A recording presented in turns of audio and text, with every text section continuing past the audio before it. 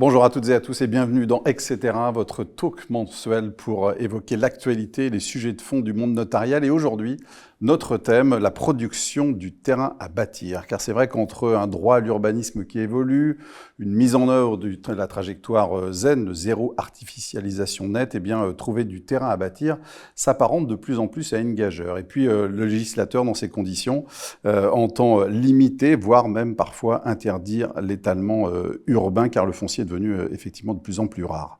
Tout propriétaire d'un terrain pourrait donc être, et c'est logique, tenter de le diviser pour le vendre en terrain à bâtir. Mais c'est alors que se pose la question du lotissement et de l'amateur au professionnel, les mêmes contraintes s'imposent à tous au regard du droit de l'urbanisme. Aujourd'hui, dans Etc., regard croisé sur le lotissement entre juridique et fiscal.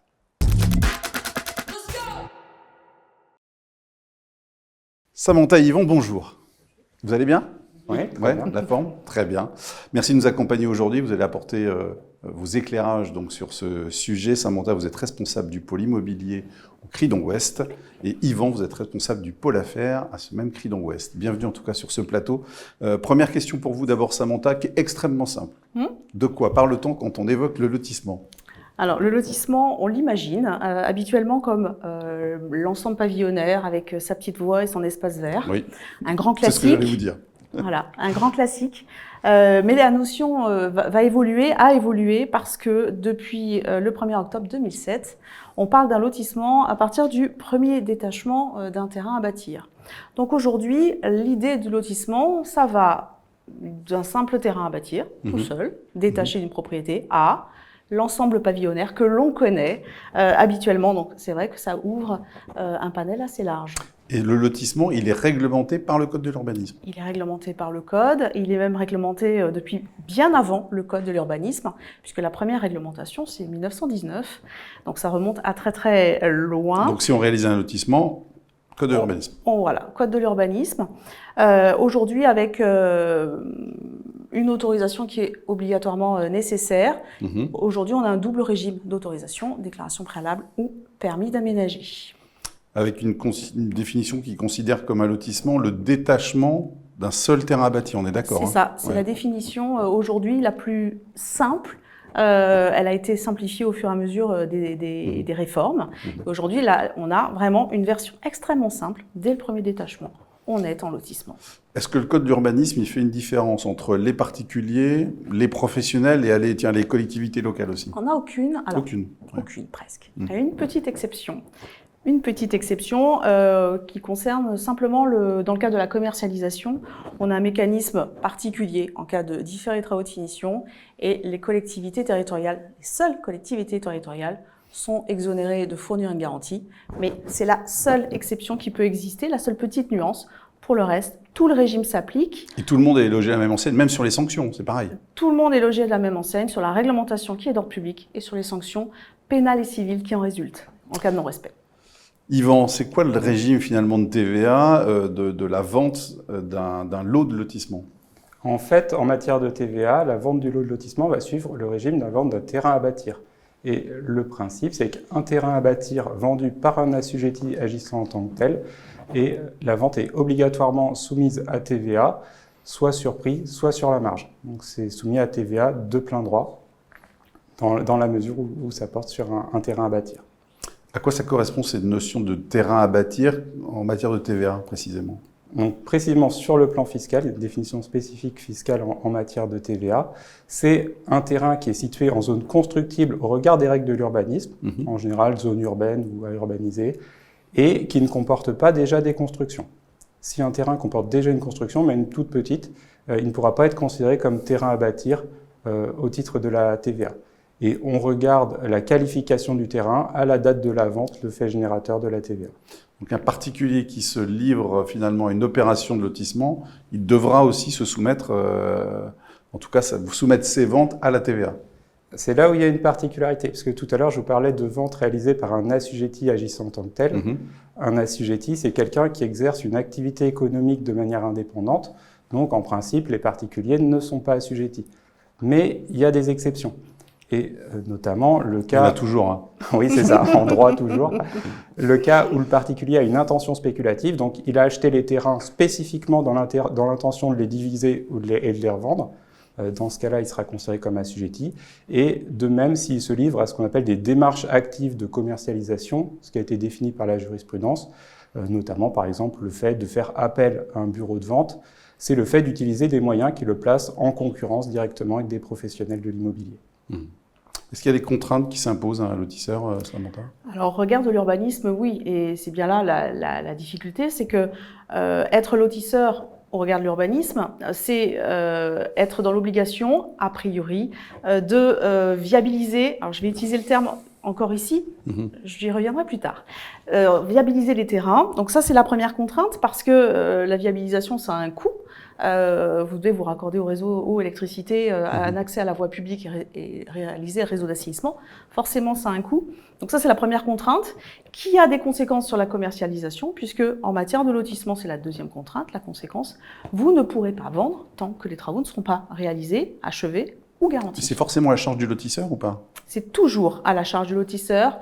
À partir du moment où il est dans l'obligation de réaliser ses travaux, c'est nécessairement sur sa tête. Il ne pourra pas les faire supporter à son acquéreur. De toute façon, il va être coincé puisqu'il ne peut pas vendre s'il ne réalise pas ses travaux. Donc revenons sur la viabilisation. Est-ce que cette notion de viabiliser, pas viabilité, viabiliser, elle existe dans le droit de l'urbanisme? Non, alors c'est la bizarrerie, une des bizarreries du code. Nous n'avons pas de définition du lot de lotissement, déjà. On ne nous dit pas qu'un lot de lotissement est un terrain viabilisé, et le terme viabilisé n'est même pas utilisé dans le code. Chez nous, ça n'existe pas. C'est ici qu'on revient à la notion... Alors, en urbanisme, on parle de terrain constructible, alors qu'en droit fiscal, on a la qualification de terrain à bâtir. Nous, c'est constructible, et nous, un terrain est constructible s'il est simplement desservi par les réseaux. Desservi par les réseaux, il faut juste que le réseau soit à moins de 100 mètres. Ah, c'est moins de 100 mètres. Au-dessus, Voilà. c'est quoi? C'est du raccordement? Et non. Au-dessus, c'est non desservi, donc non constructible. Voilà, terminé. Si le réseau public est à plus de 100 mètres, le terrain est inconstructible, c'est terminé. Donc, le terrain est desservi, il est constructible, mais quand on est avec un lotisseur, lui peut être dans l'obligation de raccorder le terrain, c'est-à-dire amener le réseau jusqu'au droit du terrain. Et c'est là qu'on parle d'un terrain raccordé, non pas desservi. Et c'est là qu'on peut dire qu'on parle d'un terrain viabilisé. Normalement, viabilisé, ça se rapproche de terrain raccordé, c'est-à-dire au droit du terrain. Et quand la viabilisation elle est obligatoire, est-ce que le lotisseur peut se dispenser de la réalisation? Non, c'est impossible. J'ai tout essayé, mais non. Non, toujours pas. Ça ne veut pas. Les lotisseurs essayent. Ils ont, voilà, il y a eu beaucoup d'imagination. Et c'est à cause de cette contrainte particulière que on a eu dans l'histoire des essais de contourner le régime. Pourquoi on essaie de contourner le régime du lotissement? Souvent, c'est pour ne pas avoir à réaliser cette viabilisation qui a un coût. Il faut avoir les moyens de la faire. Il faut avoir les moyens de la faire, exactement. En tout cas, c'est un enjeu majeur dans le régime des lotissements. C'est un enjeu prioritaire dans le régime des lotissements. Yvan, la viabilisation des lots par un lotisseur particulier, ça a un impact aussi pour le régime de TVA de la vente? Tout à fait, oui. Tout à l'heure, je vous parlais de démarche active de commercialisation. Et quand un particulier se livre à la viabilisation de l'eau, si les travaux de viabilisation sont très importants, le Conseil d'État a jugé que le seul fait de procéder à ces travaux de viabilisation pouvait suffire à caractériser la qualité d'assujetti et des démarches actives de commercialisation. Donc on a un arrêt, notamment au Conseil d'État du 9 juin 2020, dans un cas où les travaux de viabilisation, représentaient 40% du prix de vente de terrain. Et donc, dans ce cas-là, la personne a été reconnue comme assujettie. Un autre arrêt de décembre 2021 de la Cour administrative d'appel de Bordeaux qui a là aussi reconnu la qualité d'assujetti dans le cas où, pour un vendeur, les travaux représentaient 39% du prix de vente et pour un autre, 30%. Par contre, on n'a pas de chiffre précis qui est fixé par l'administration fiscale. Pour l'instant, c'est juste des indications au niveau de la jurisprudence. Mais ça peut suffire, en tout cas, à qualifier la personne d'assujettie et à soumettre la vente à TVA. Est-ce que Samantha, on peut quand même signer un avant-contrat tant que les travaux ne sont pas achevés ou garantis? Alors, on a un aménagement dans le texte.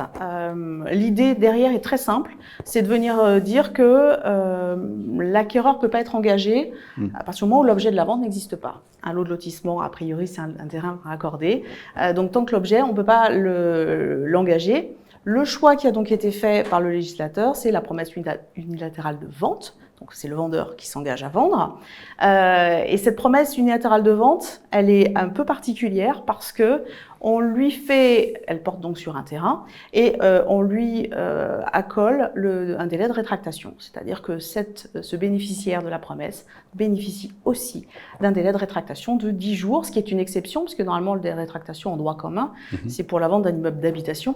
Là, un terrain, il n'est pas encore à usage d'habitation. Et pour autant, on a un cas particulier de délai de rétractation. Donc, cette promesse unilatérale de vente, entre le permis d'aménager et le moment où les travaux sont achevés ou garantis, c'est le seul avant-contrat qui peut être régularisé. Très clair. Yvan, comment un lotisseur particulier, lui, sera imposé au titre de l'impôt sur le revenu? En fait, ici, ça va dépendre des circonstances dans lesquelles le lotissement est réalisé et notamment de l'existence d'une intention spéculative. Donc, intention spéculative, c'est-à-dire au moment où la personne a acquis le terrain avant de le diviser, elle avait déjà l'intention de le diviser et de le revendre. Donc, s'il n'y a pas d'intention spéculative, notamment si la personne avait acquis le terrain à titre gratuit, par donation ou par succession, dans ce cas-là, il va être imposé sur le régime des plus-values immobilières des particuliers. Et s'il expose des travaux de viabilisation, voirie, réseau, ces travaux pourront venir en majoration de son prix d'acquisition pour le calcul de la plus-value. Et si on l'a fait en vue, si l'acquéreur, le lotisseur en tout cas, il a acquis le terrain pour derrière revendre, c'est différent? Là, c'est différent. En effet, dans ce cas, le lotisseur va être imposé au titre des bénéfices industriels et commerciaux, et on ne parle plus de plus-value. Ici, il sera imposé en bénéfices ordinaires, selon le régime des BIC. Donc l'intention spéculative, elle dépend de quoi? C'est de la date d'acquisition? C'est le fait à la date d'acquisition, d'avoir l'intention de revendre, de revendre le bien par la suite, de diviser et de revendre là dans le cadre d'un lotissement. Merci beaucoup, c'était très clair. C'est la rubrique affaires maintenant avec Yvan. Alors, lorsqu'un assujetti vend un terrain à bâtir, donc la TVA, vous l'avez dit tout à l'heure, peut être assise soit sur le prix, soit sur la marge. Et ce n'est pas une option. L'application du régime de la marge, il est subordonné à des conditions très strictes. Donc, dans quel cas la TVA sur marge doit-elle être appliquée, Yvan? Ici, il y a deux conditions cumulatives pour l'application de la TVA sur marge. Donc, premièrement, l'acquisition ne doit pas avoir ouvert droit à déduction. Donc, c'est-à-dire qu'au moment de l'achat, il n'a pas dû être soumis à TVA, ou s'il a été soumis à TVA, l'acquéreur n'avait pas le droit de la déduire. Ça, c'est le premier critère. Et le deuxième critère, c'est un critère d'identité juridique. Donc, il faut que le bien ait la même qualification juridique à l'achat et à la revente. Si on a acheté un terrain à bâtir, on doit revendre un terrain à bâtir. Ou si on a acheté un terrain nu, on doit revendre un terrain nu. Il y a des petites incertitudes sur ces critères suite à une décision de la Cour de justice de l'Union européenne de 2021. Qui n'est pas d'accord avec l'administration fiscale française. C'est ça, tout à fait. Ouais. C'est plutôt l'administration fiscale ne s'est pas encore mise en conformité avec la Cour de justice de l'Union européenne. Okay. Ils sont censés le faire depuis 2022, mais bon, on attend toujours. Mais c'est opposable à l'administration fiscale française, la décision européenne? Oui, la décision, elle s'applique. Mais le problème, c'est que la position de la doctrine fiscale, notamment au niveau du BOFIP, elle est toujours... elle n'a pas été changée, elle n'a pas été modifiée, et donc le BOFIP est opposable à l'administration fiscale. Donc en fait, on pourrait suivre l'une ou l'autre des positions quand il y a une contradiction. Par exemple, sur la condition d'identité juridique, la Cour de justice de l'Union européenne considère que si le bien est devenu constructible entre l'achat et la revente, donc il était non constructible à l'achat et il est devenu constructible avant la revente, dans ce cas-là, il n'y a pas d'identité juridique, on n'est pas en TVA sur marge et donc l'assiette de la TVA, ce sera le prix total. Mais par contre, ça, ce n'était pas suivi par l'administration. Et est-ce que la division parcellaire et puis les travaux de viabilisation, ils ont une incidence sur ce critère d'identité juridique? Là, par contre, on est sûr de nous là-dessus, c'est pas le cas. Donc, en soi, le simple fait de diviser une parcelle, si on a un terrain à bâtir et qu'on le divise, l'identité juridique sera respectée parce qu'on sera toujours sur un terrain à bâtir à la revente. Même si c'est pas la même superficie qui est vendue que ce qui avait été acheté, c'est pas un critère d'identité physique, c'est un critère d'identité juridique. Et quand un terrain à bâtir est détaché d'un ensemble immobilier bâti pour être vendu séparément, Ah, là, on rentre un peu plus dans le détail. Là, c'est plus compliqué. Et ouais. on a des décisions récentes du Conseil d'État de 2022, société BH, qui considère que dans ce cas-là, en principe, la TVA sur marge ne s'applique pas, puisqu'on a acheté bâti, on revend une parcelle non bâtie. Là, il n'y a pas d'identité juridique. Et ce qu'a précisé justement cet arrêt, c'est qu'il faut se référer au contenu de l'acte notarié d'achat. Si l'acte notarié d'achat dit on a acheté un immeuble bâti en bloc, un ensemble immobilier bâti, dans ce cas-là, à la revente du terrain à bâtir, on ne pourra absolument pas appliquer la TVA sur marge. Et du coup, cette solution, ça a été précisé par 2 arrêts de 2024 qui ont précisé que dans la mesure où, dans l'acte d'achat, c'était un ensemble immobilier bâti, on ne pouvait pas appliquer la TVA sur marge, même s'il y avait eu une division parcellaire et qu'elle était indiquée dans l'acte d'achat, et même si le prix avait été ventilé entre une partie bâtie et une partie non bâtie. Le point important, c'est vraiment le fait que dans l'acte d'achat, on ait un seul ensemble immobilier bâti ou qu'on ait distingué une partie bâtie, une partie non bâtie avec un prix pour chaque. Et un régime de TVA différent pour chaque également. Très bien, c'est très clair. Samantha, Yvan, merci beaucoup. On va retrouver dans un instant Myriam et Aurélie pour évoquer l'actualité. On va répondre aussi à vos questions et puis il y aura une rubrique famille. À tout de suite.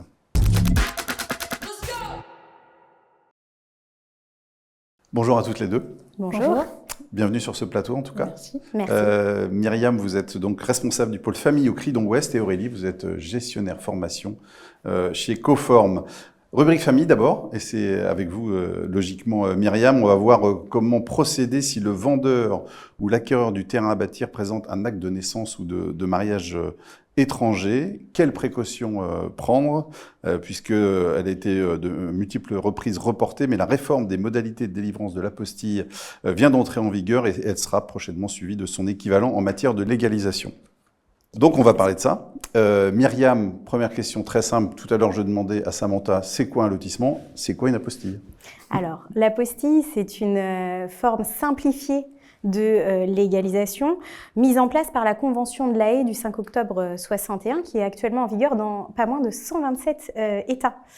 La légalisation, qu'est-ce que c'est? C'est en fait une formalité qui permet d'attester la véracité de la signature de l'auteur de l'acte, la qualité en laquelle le signataire de l'acte a agi et, le cas échéant, l'identité du sceau ou du timbre dont cet acte est revêtu. Tout ça, ça permet finalement la circulation internationale, on va dire, des actes. Exactement. L'apostille et la légalisation permettent toutes les deux à un acte de circuler plus aisément dans la mesure où elles portent sur le caractère authentique de la signature, du sceau ou du timbre du document et du cachet de l'autorité l'ayant établi. On note également qu'elle certifie que l'acte a bien été signé par une autorité publique. En revanche, c'est important de garder à l'esprit qu'elle ne porte pas sur la teneur, le contenu du document. Et quand est-ce qu'il est nécessaire de faire donc apostiller, je ne sais pas si ça se dit, ou légaliser un document? C'est exactement ça. Alors, le principe, c'est que sauf engagement international contraire, tout acte public français destiné à être produit à l'étranger doit être légalisé. Lorsque l'acte est destiné à un État avec lequel la France a conclu une convention, un accord, eh bien, on peut avoir une dispense. On a également des règlements européens qui prévoient des dispenses avec des champs d'application de plus en plus larges. Mais, comme je vous le disais tout à l'heure, l'apostille est une forme simplifiée de légalisation avec un champ d'application très très large, 127 pays. Donc, lorsque l'acte public français est destiné à l'un de ces 127 pays, eh bien, on passe par l'apostille. Quels sont les changements très pratiques suite à la récente réforme? C'est de quel ordre en fait? Alors, c'est tout récent. On parle du 1er mai. Ça concerne que les actes publics français? Exactement. En réalité, c'est ce qu'il faut garder à l'esprit parce qu'on nous appelle souvent de manière très générale. Mais là, la réforme, elle ne concerne que les actes qui doivent circuler de la France vers l'étranger. Et quelle est cette réforme? Eh bien, ce que ça change en pratique, c'est l'autorité. Qui apostille ou qui légalise le document. On a un visuel qui est assez bien fait à ce sujet. Pour l'apostille, depuis le 1er mai dernier, ça y est, c'est en vigueur. On ne va plus voir la cour d'appel, plus précisément le parquet de la cour d'appel dont on dépend. On va les notaires. Voilà, c'est ça. La compétence a été transférée donc au notaire par l'intermédiaire des centres d'apostille et de légalisation d'un des 15 conseils régionaux ou chambres interdépartementales de notaires. Donc, c'est vraiment à la place des cours d'appel, c'est ce qu'il faut avoir en tête. Et au 1er septembre prochain, eh bien, la réforme de la légalisation va suivre. Donc là, la légalisation, à l'heure actuelle, c'est encore au ministère des Affaires étrangères qu'il faut s'adresser. Et à partir du 1er septembre, bis repetita, les notaires avec ces fameux centres d'apostille et de légalisation. Merci beaucoup, Myriam. C'est l'heure maintenant du cours d'histoire.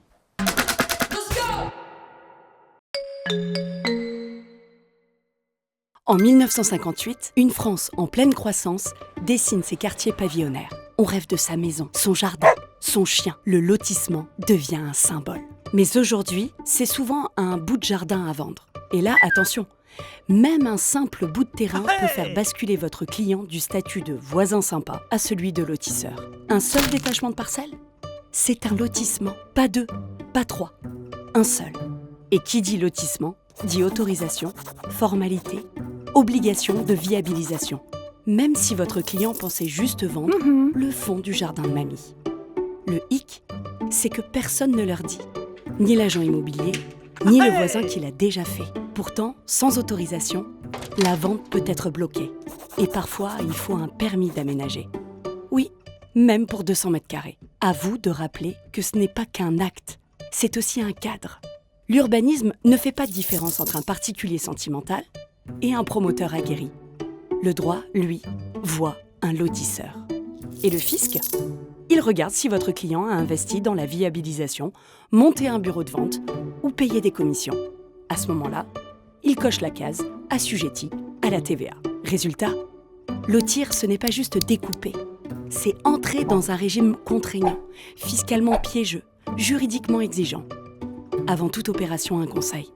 Prenez le temps d'identifier les signaux faibles et rappelez à vos clients que parfois, un petit bout de terrain peut déclencher de grandes responsabilités.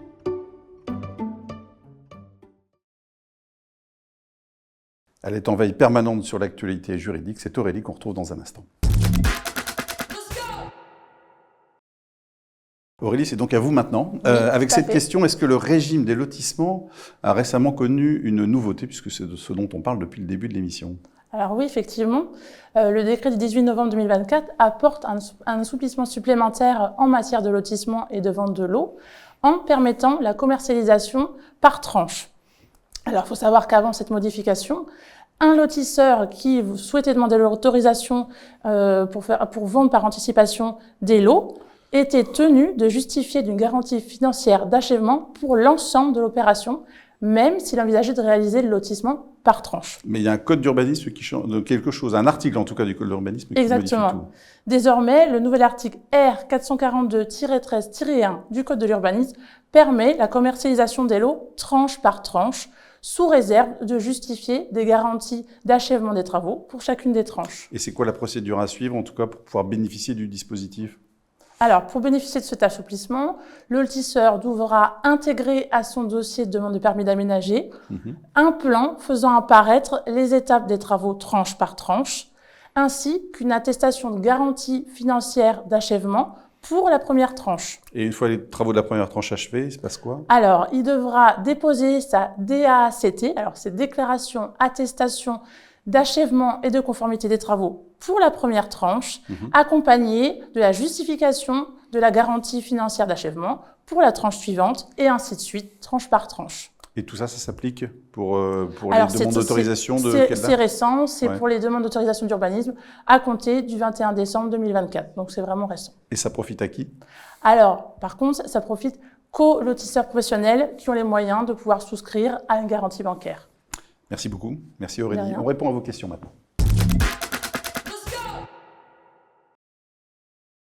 Myriam, on a une question d'abord d'un notaire de la Sarthe, un endroit que vous connaissez bien. Oui, exactement. Pourquoi dois-je vérifier que le jugement d'adoption étranger qui m'est présenté a bien été légalisé ou apostillé? En 2 mots, tout simplement pour vérifier qu'il ne s'agit pas d'un faux. En résumé, la légalisation et l'apostille attestent les informations suivantes.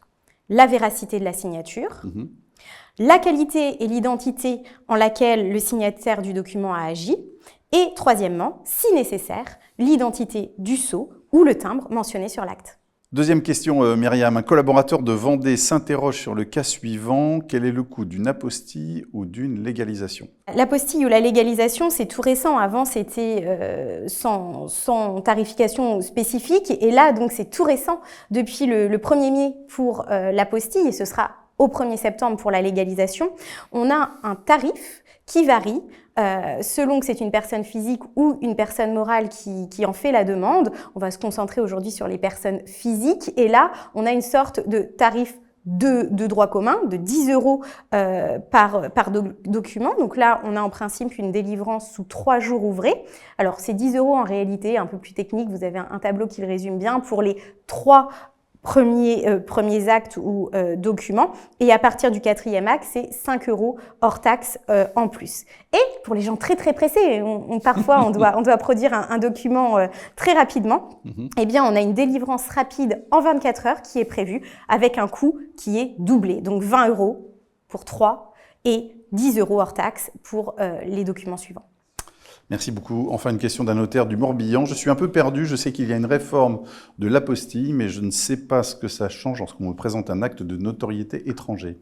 Alors, sur ce point, il faut bien dire que concrètement, la réforme ne change rien. Comme je le disais tout à l'heure, la réforme concerne les actes français qui sont destinés à circuler vers l'étranger. Or là, dans l'autre sens, il n'y a pas de... Ouais. Voilà, il n'y a pas de changement. Et je vais même aller plus loin, c'est que le règlement succession, le règlement européen sur les successions internationales, donc du 4 juillet 2012, prévoit une dispense. On parlait tout à l'heure de la France qui a conclu certains accords. Là, on est sur un règlement qui est à l'échelle de toute l'Europe. Et donc, si cette notoriété étrangère provient d'un État membre, on est dispensé. Merci beaucoup, Myriam. Quelques questions pratiques maintenant pour terminer.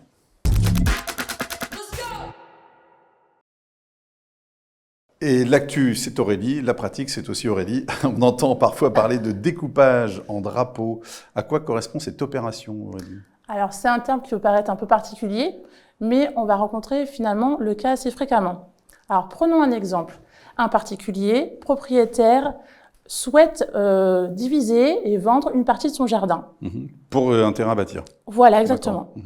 Alors, ces opérations reviennent plus facilement parce qu'aujourd'hui, les règles de l'urbanisme facilitent ce genre d'opération et en plus, c'est un moyen pour les particuliers de valoriser leur patrimoine. Et ça limite l'étalement urbain en même temps.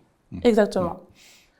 Alors, cette forme de drapeau, pour y revenir, si le fond détaché, on va dire, le terrain qu'on détache est en fond de parcelle, on va être obligé de créer un accès à la voie publique. Et donc, ça forme le drapeau. D'accord. Et ça devient un lotissement ? Oui, exactement. Ouais. Alors, les particuliers sont souvent surpris d'apprendre qu'en faisant cette opération qui est toute simple, ils créent un lotissement.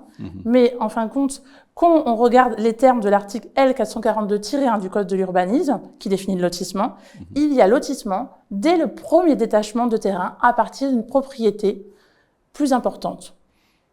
Donc cette définition, elle est indépendante du nombre de lots à détacher et des parcelles cadastrales déjà existantes. C'est quoi alors, dans ce moment-là, les contraintes pour le particulier ?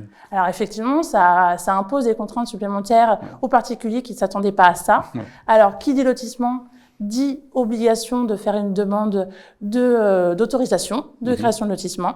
Pour ce faire, il peut, dans la majorité des cas, soit déposer une déclaration préalable en mairie, soit malheureusement, si le terrain est aux abords d'un monument historique, là, il faudra qu'il demande un permis d'aménager. Et le particulier ne pourra pas régulariser un compromis avant l'obtention de son autorisation, on est d'accord ? Il faut vraiment que ces autorisations soient obtenues avant, sinon aucun compromis de vote ne pourra être régularisé. Donc forcément, ça va allonger les délais. Et le risque, est-ce que c'est le risque aussi que l'administration, finalement, oblige à viabiliser les terrains? C'est ça, et ça pourrait engendrer des coûts supplémentaires qui ne seront pas forcément anticipés par le particulier. Donc c'est important que le notaire conseille bien son client, l'informe de toutes ces contraintes, finalement, avant qu'il se lance dans une telle opération qui paraissait simple au départ. Merci pour ces conseils. Merci beaucoup Aurélie. Merci Myriam. Merci également à Samantha et Yvan qui étaient dans la première partie de l'émission. Merci à vous de nous avoir suivis. On se retrouve très bientôt pour un nouveau numéro d'Etc. Et on parlera DPE et audit énergétique. À bientôt.